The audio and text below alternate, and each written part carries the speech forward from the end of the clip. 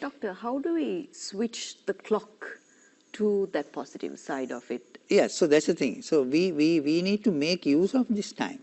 Now, for example, parents can now use this time to spend more with the children. Now, how do you spend the time? It can be in various ways, right? Maybe sharing some of your own experiences, life experiences with children, which is very, very important.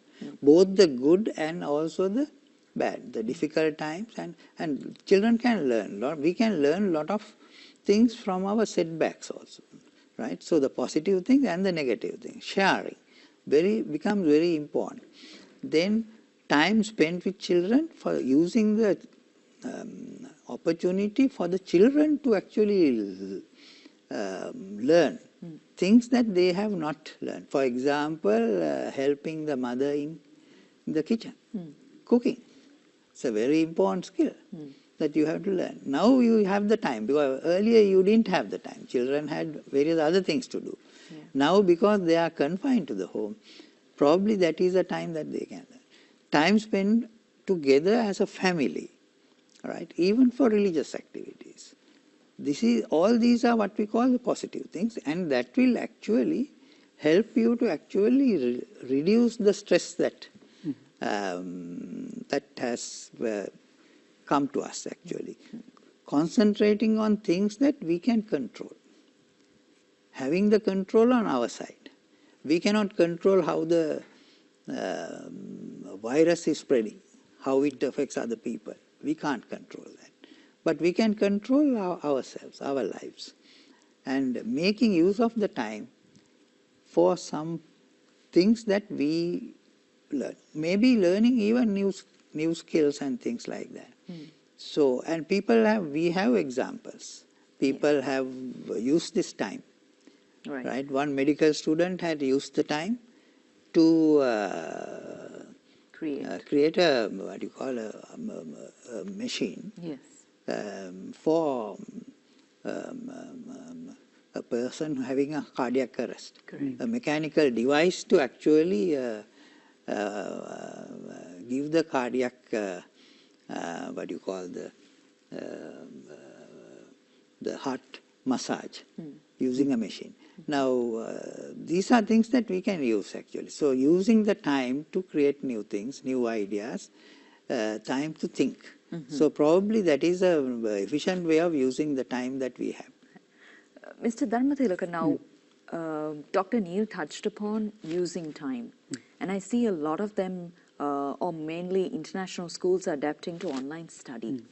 But we have a population that was more or less study, copy, write. For us, transforming from that system to online system will definitely bring better progress in the future, because we need to move into a more digitalized system of studying. But that transformation will take some time for us to adapt. How do we get on with it? Yeah, so that's actually a very interesting question. So humans has this inherent ability to overcome challenges. So a very good example is an infant. An infant learns to walk not in a day, not in a month. It takes actually years, right, for us to properly walk. Not only can we walk, we can now dance, we can jump. And there are individuals who can run 100 meters in like less than 10 seconds. So this requires effort. Nothing in life comes easily. So there is definitely a transition period, and the transition period is never easy. So accept it, and accept the fact that though it is difficult right now, a month down the line, 2 months down the line, a year down the line, you would actually possess skills that you never had, which means your value as an individual, as a human being, whether you're in the corporate sector, public sector, if you're a mother, father, son, daughter, doesn't matter. Your value as a human being now increase. So, as the doctor said, cultivating this positive attitude, this positive mindset is essential. So, Dr. Martin Seligman, who is considered to be the father of modern positive psychology, he talks about these two separate mindsets that humans possess. One is a pessimistic one, the other is a positive one. Optimistic. So, yes, optimistic one. So the pessimistic one For such an individual, failure is permanent. I am a failure. But someone who looks at the situation, like Doctor said, in a positive way, for him or her, failure is temporary. And it's not a personal failure. So for example, a child who fails in maths. I failed in maths because I didn't put in the effort. It's temporary. It doesn't mean you're going to fail all the other exams. So this mindset is essential. And this mindset no one else can give you. You have to cultivate it. It's like an infant cannot be forced by the mother or father to walk. The infant needs to decide for himself, herself, I need to walk. There could be encouragement that comes your way. Yes. But that decision that you're going to make as a mother, as a father, as an employee and employer, I'm going to get through this, that decision is yours alone. The government can't take it, politicians can't take it, we can't definitely take it. It's You what have you to take inculcate. Learning from setbacks, making setbacks as a learning opportunity. Yes. That is what exactly is the important thing. Ne? Definitely. You Dr. will Lee. always make mistakes. We are always not perfect, but we can always improve. Yeah. And we have to accept the fact that That's right. we're ready to win or lose. This also comes to this point of self-discipline. Now we learn these practicalities, and I'm sure viewers who are watching us right now are probably thinking we are doing all these remedies that they are saying, from washing hands to the practicalities of what the medical experts are telling us right now from the healthcare sector. These are the nitty-gritties that you do, self-isolation and all of that. But as a point of looking at it in a wide angle, let's say we're done with the COVID virus, everything is back to normal. Isn't these the simple remedies that we follow in our day-to-day lives, like keeping a distance if you have to buy a ticket at a train station? Washing your hands is something that we learned in probably Montessori or preschool. But we don't follow these. Where have we gone wrong, doctor? So this is, I think, what we call this self-discipline. Discipline as you discipline yourself. So there is no one there to actually observe whether you are doing it or not. Now, I think we have, I would put it as a weakness. When it comes to discipline, we are prepared to discipline ourselves provided someone is Doing it. no, someone is there to actually supervise it. Right? Now, good example is when you drive a car, there are speed limits. Now, how many people observe the speed limits?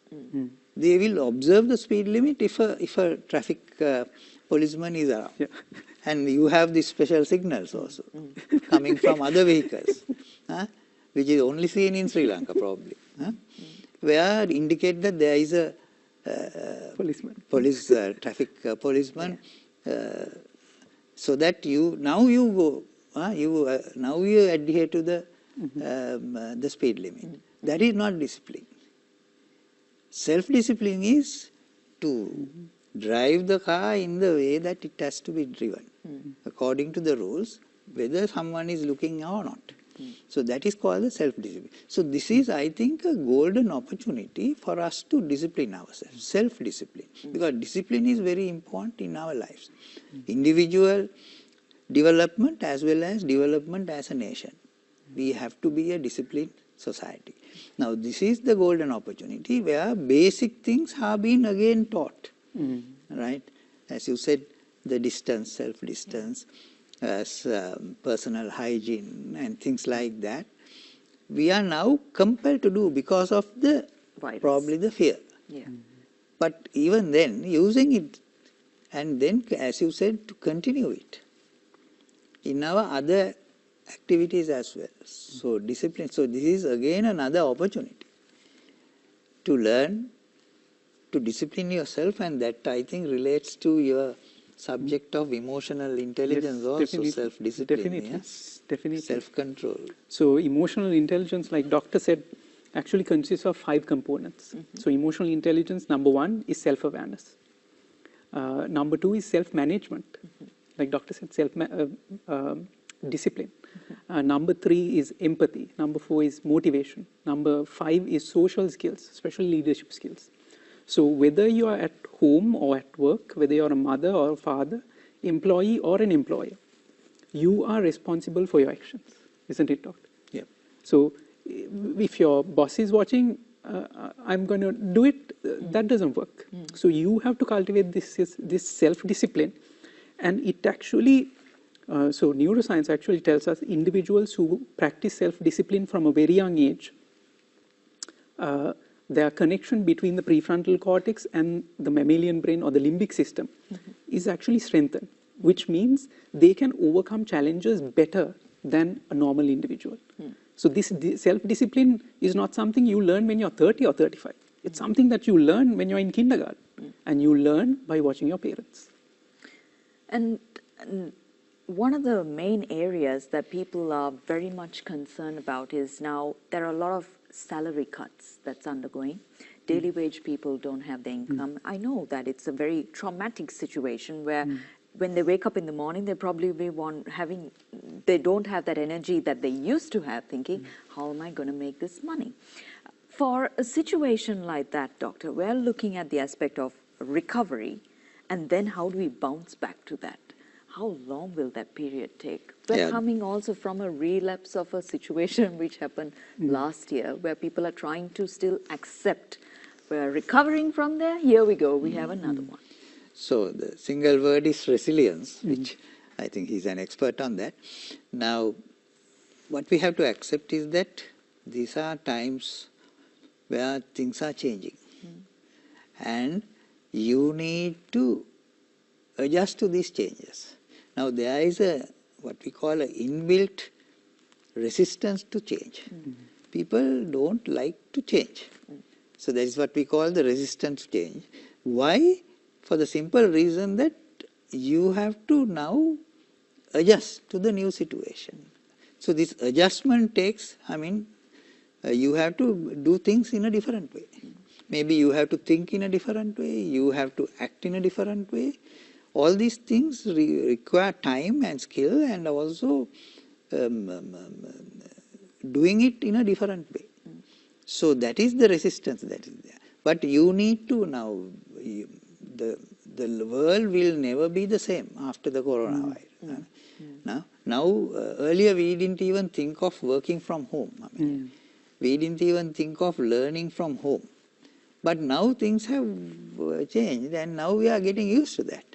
So probably things also will change. Probably we will not need to come, all of us may need not to come to the office every day.